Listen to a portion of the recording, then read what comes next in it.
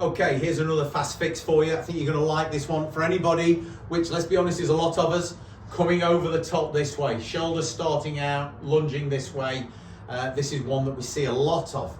Now when people tend to get to the top here, and the club, and it's normally caused by swinging back a little bit flat, but maybe that's a conversation for another video. Once we've got to the top here, what starts to happen is the right side of the body, for me as a right-handed golfer, the trail side, starts to move out in this direction too much. And we see it a lot in the trail knee, the trail hip, everything's going this way.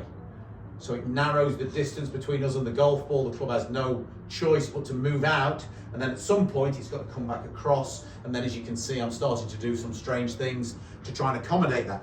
So I've got a little foam wedge here. Now you don't need a foam wedge. What you could get yourself is a ring binder. Same kind of shape, high at this end, narrowing down.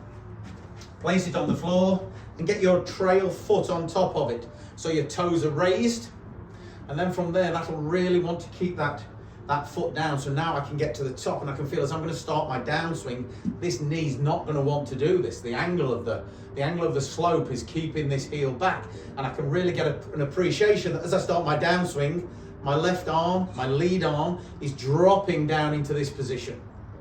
I don't really need to do much else with my body, just then let that left arm just drop down the front of my chest and fall into this position. And as I'm doing that, I'm going to hold this back so I can just practice getting to this position. Feeling like I'm really balancing the knees out. I've got a nice hip turn here. Look, you can see my lead knee behind my trail knee, but as I'm coming down, I'm just going to drop that into position and they're going to start to square back up.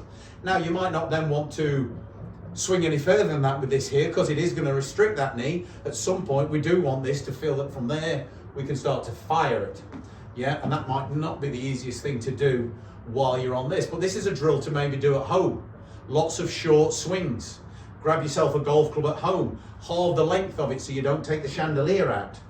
Put your foot on it, top of your backswing, practice getting to this position, getting to the top, practicing getting there. P6, P4, P5, P6, falling into that position, just training yourself. I honestly think most golfers, well, no doubt about it, you would benefit so much from just standing at home and doing lots of this kind of training, understanding that you can get into this position, get to the top, drop the arms, P4, P6, understanding what that trail leg is going to be doing and that lead leg, okay?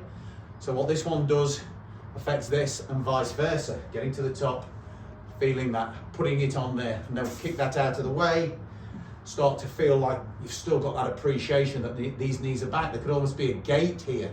I don't want to feel my knee goes into it. I want to feel I can be there, and then I can be moving this way, delivering it in much, much better. So again, something that you can practice at home, on your backyard. If you're very, very careful, you can even do it indoors.